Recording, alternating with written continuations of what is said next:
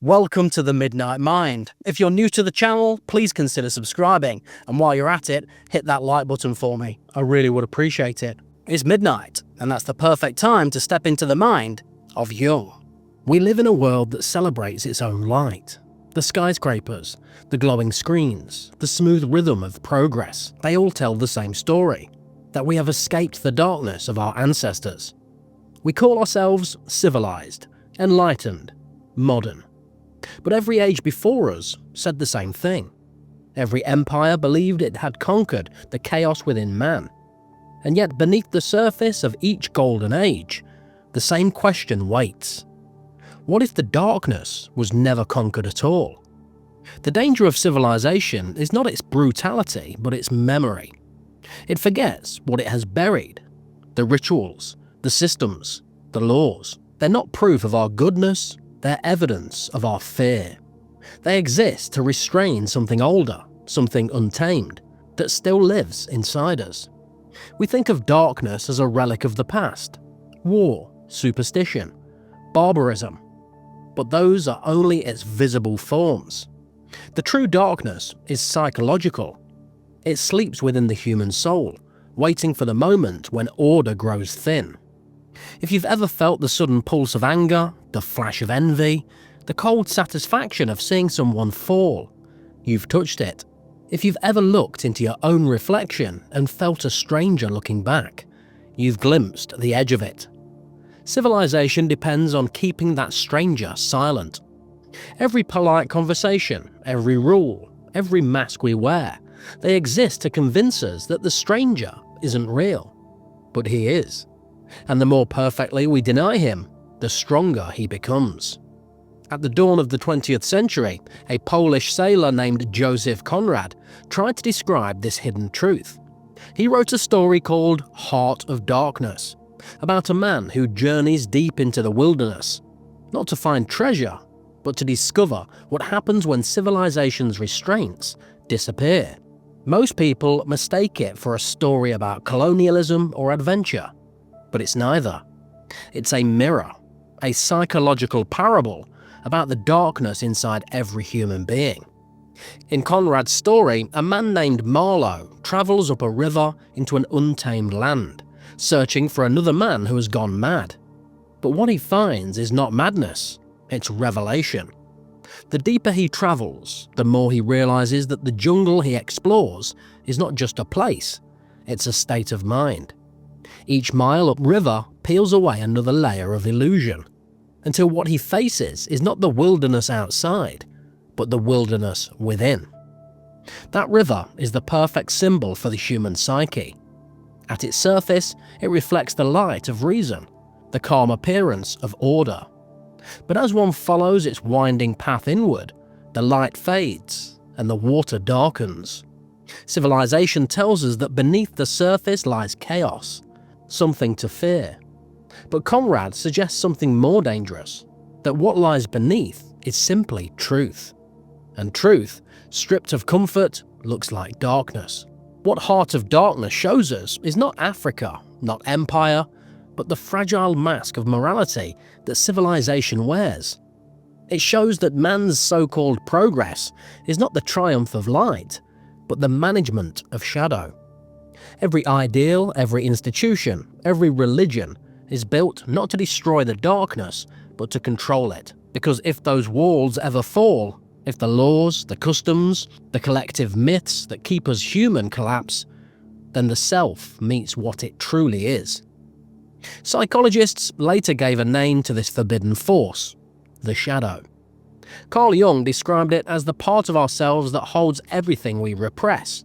Our fears, our desires, our shame, our violence. It's not evil in itself, it simply contains what we refuse to see. Civilization exists by pushing that shadow underground. But what is buried does not die, it waits.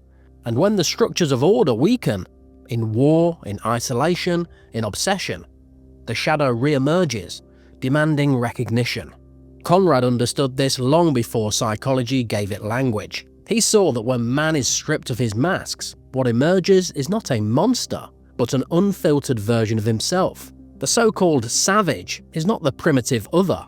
It is the part of civilized man that has been exiled from consciousness.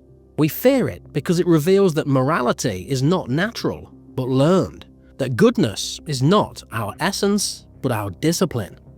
The modern person likes to believe they have transcended the darkness. But look closely at the world around you. The manipulation disguised as progress, the hunger for attention, the quiet cruelty of ambition. The forms have changed, but the forces have not. The same instincts that once led men to conquer continents now drive them to conquer markets, minds, and screens. The jungle has not vanished, it has become internalized. Conrad's river is our daily life, a slow current of routines and justifications flowing toward a deeper truth we try not to see. We float along, believing we are in control, never realizing how thin the surface of reason really is. But every so often something cracks, a loss, a betrayal, a failure, and for a moment the water clears. We see what we are capable of, what we have always been capable of, and that glimpse terrifies us more than any monster could. To confront that darkness is to risk everything the civilized mind depends on: its stability, its pride, its illusion of goodness. But to ignore it is worse, because what is denied becomes destiny. The darkness we refuse to acknowledge begins to shape our choices, our institutions, our history. We think we are evolving, but in truth, we are circling the same river, endlessly rediscovering the parts of ourselves we tried to bury. Civilization is a mask, but it is a necessary one. Without it, we would descend into chaos.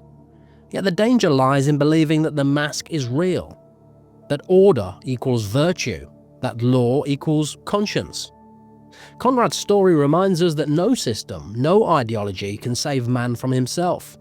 The only salvation lies in awareness, in seeing what is hidden, in knowing that the shadow exists and that it belongs to us.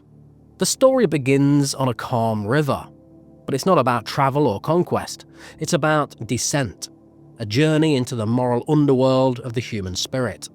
And as Marlowe travels inward, as the illusion of civilization fades, we are forced to ask, what would I become if the restraints of conscience were removed?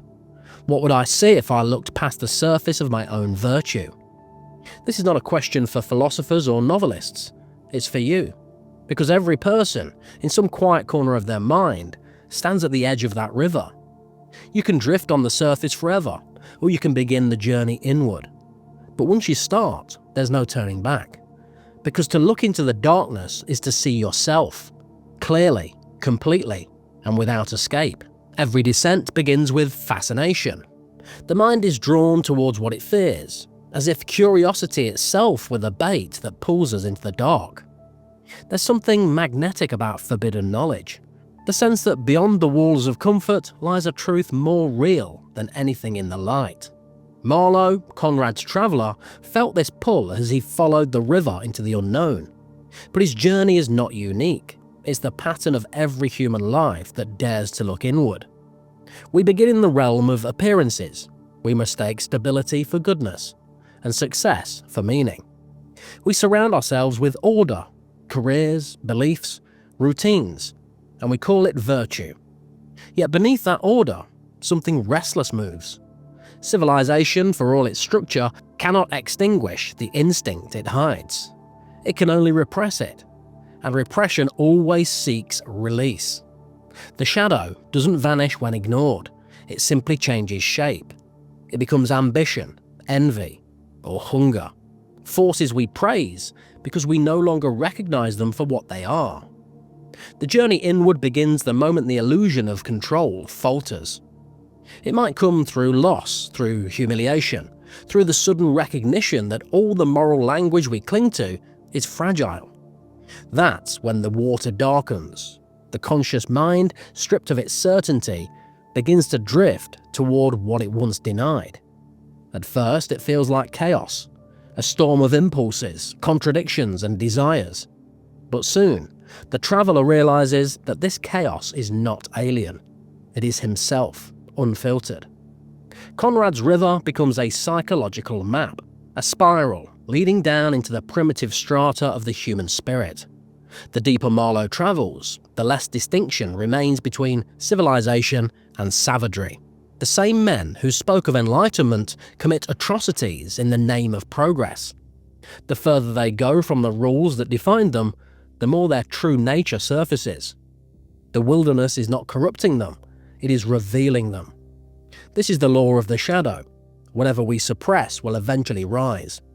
Jung warned that one does not become enlightened by imagining figures of light, but by making the darkness conscious. Awareness is not comfort, it is confrontation with the parts of the self that prefer to rule rather than obey. In this sense, Marlowe's journey mirrors the process of individuation, the stripping away of illusions until the naked self stands before its own abyss. Psychologically, the descent is not a fall, it's a meeting. The conscious and the unconscious collide, and the ego must decide whether to integrate what it finds or be consumed by it. Most people avoid this entirely. They cling to the mask, the job title, the faith, the routine, anything that keeps the deeper self unseen. But the shadow doesn't vanish. It waits in dreams, in projection, in sudden anger or guilt that seems to have no source. It speaks through everything we cannot explain about ourselves. Marlowe, watching the men around him lose their restraint, sees what happens when the mask is torn away. The civilized veneer dissolves, and all that remains is will. The drive to take, to command, to dominate. The jungle strips away pretense, and the truth emerges. Progress is only another word for hunger. The empire that claimed to bring light was only exporting its darkness. This too is the story of the human psyche. The moral justifications we create to disguise the instinct of control. Look closely at your own life, and you will see the same pattern. Every person carries an inner wilderness, the part of them untouched by law or reason. When denied, it surfaces in quiet acts of cruelty, in the need to win arguments, to possess others, to impose our will under the banner of righteousness. The shadow wears 1,000 moral masks. It preaches peace while seeking power. It smiles through the face of every ideology that believes it alone is good. The descent, then, is not about becoming evil, it is about becoming honest. To see oneself clearly is to realize that morality is not a natural state, but a discipline, a delicate balance between instinct and restraint. The self that refuses to acknowledge its darker half becomes ruled by it unconsciously. The one who integrates it gains power. Not the power to dominate, but the power to choose. For only the person who knows their own capacity for darkness can act with true light. But the journey is perilous. The ego resists revelation. It clings to the illusion that it is pure, rational, separate from the instincts it condemns. To see the shadow is to die, in a sense. To witness the collapse of the image you've built of yourself. That's why so few make it far down the river. Most turn back at the first glimpse of the truth. They return to the comfort of denial, claiming that the darkness belongs to others, to criminals, to monsters, to strangers. But denial is only another current of the same river. Conrad's genius was in showing that this confrontation is inevitable, whether in a wilderness or a modern city, whether through madness or meditation. Every human being eventually meets the shadow. It may come as guilt, as obsession, as the quiet voice that whispers when the world falls silent. You are not what you pretend to be. That voice is not an accusation, it's an invitation, the beginning of awareness. And yet awareness is dangerous. The deeper one travels, the more the structures of identity dissolve. The traveller sees that the difference between good and evil is not absolute, but conditional, dependent on circumstance, on restraint, on illusion. The same instincts that built societies can destroy them when unchecked. The same passion that inspires art can lead to obsession when untethered. The self is not a single entity, but a balance between creation and destruction. This realization changes everything. It means that the darkness is not something to eliminate, but something to understand. The goal is not purity, but integration. To deny the shadow is to be ruled by it. To acknowledge it is to reclaim it as part of one's wholeness. This is what Marlowe begins to see as he approaches the end of his voyage, that the man he seeks, the one who has gone too far, is not a stranger, but a reflection. The journey inward is the most dangerous journey a person can make, not because of what it reveals, but because what it demands.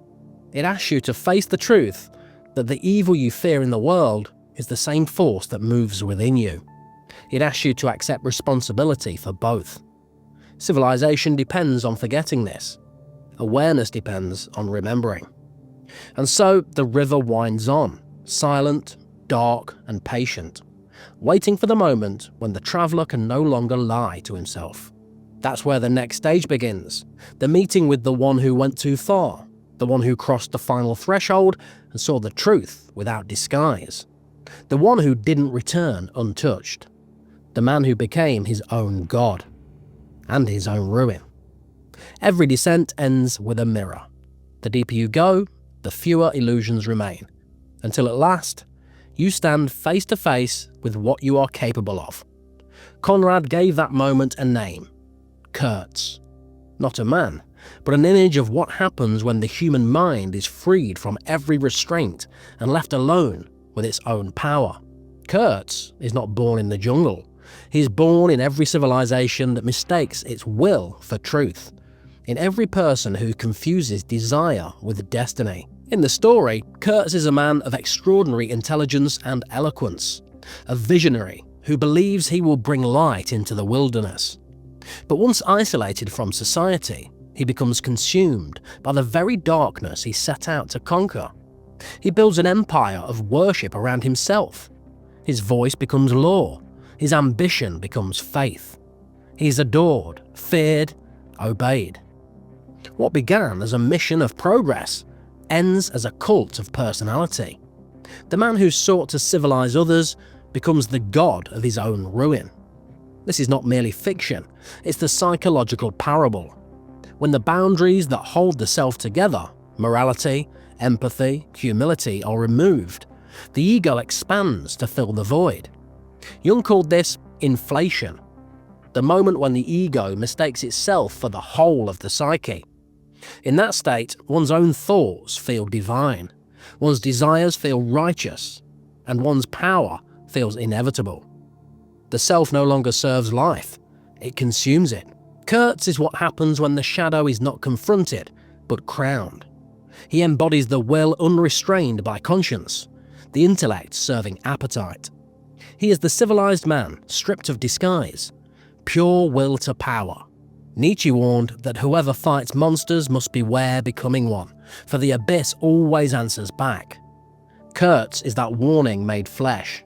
He gazes into the abyss and sees not horror, but himself. And then, too late, he recognizes what he has become. His final words, the horror, are the most honest words he ever spoke. They are not an outcry against the world, but an awakening. In that final instant, he sees the truth without illusion, that the darkness he feared was not outside him, but within. It is in his brilliance, his eloquence, his vision, all the things that made him admirable. He sees that morality was never natural, only chosen, and that once the choice was removed, the self reverted to its original hunger. That recognition destroys him. Marlowe, who witnesses his death, does not simply see a man perish. He sees a reflection of what lies dormant in himself and in all men. He realizes that Kurtz is not an exception, but a revelation.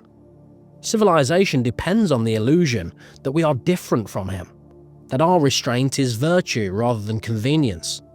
But take away the structure, the judgment, the audience, and the line between man and monster dissolves. What we call madness may only be truth seen too clearly. When Marlowe returns to the world, he finds it unbearable. The calm streets, the polite conversations, the hollow moral language.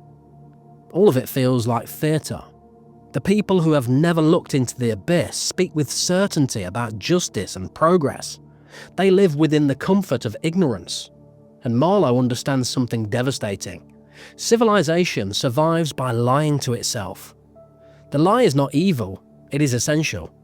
The truth that man's virtue is only a thin veneer would shatter the collective mind. When he meets Kurtz's fiancée, she asks what her beloved's last words were. Marlowe cannot tell her. He cannot say he saw himself and despaired. So he lies. He died with your name on his lips. That single moment contains Conrad's entire philosophy. Civilization depends on that lie. The lie that the heart is pure, that the light is stronger than the dark. We tell it not to deceive others, but to protect ourselves from the unbearable weight of self-knowledge. The tragedy is that this lie doesn't heal, it festers. The shadow that is denied in one generation returns in the next, magnified by repression. What is buried within individuals becomes manifest in societies, in ideologies, in tyrannies, in wars waged for righteousness. The unacknowledged darkness becomes history. The cult of Kurtz, the worship of power disguised as virtue, never truly dies. It simply changes costume. From jungle altars to corporate empires. From flags to screens. We see it everywhere today. The obsession with image, the hunger for control, the exaltation of the self. These are not signs of progress, but the same ancient disease. The shadow has migrated from wilderness to city, from the battlefield to the algorithm. We no longer conquer lands, we conquer attention. The modern jungle is digital, and we're all both explorers and idols, performing for one another while the same hunger drives us underneath. And still, the river flows. The same current that carried Marlowe now runs beneath our lives. The silent pull towards truth, the temptation to look too deeply, but we fear that descent because it threatens the story we live by. That we are good, that our civilization is moral, that our motives are pure. We defend those illusions as if our sanity depends on them, and perhaps it does, because to see as Kurtz saw is to stand at the edge of meaning itself. Yet, if there is a warning in Conrad's vision, there is also a chance for awakening. The horror that destroyed Kurtz is the same truth that can set us free. If we learn to face it without worshipping it, the shadow is not our enemy, it is our mirror. To deny it is to live in blindness. To confront it is to begin the process of integration. The union of light and dark that creates wholeness. Jung called this the birth of individuality. The moment when a person stops lying to themselves and begins to see clearly. This is the real message of Heart of Darkness, and the reason it endures. It's not about empire or history, but about consciousness. It's the story of the human condition, the perpetual struggle between what we are and what we pretend to be. Civilization depends on forgetting that struggle. Awareness depends on remembering it.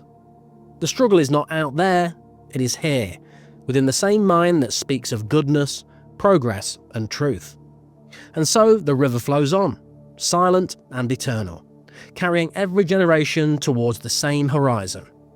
Each of us must decide how far we're willing to go, whether to turn away and keep the comfort of illusion, or to look into the depths and accept what we find there.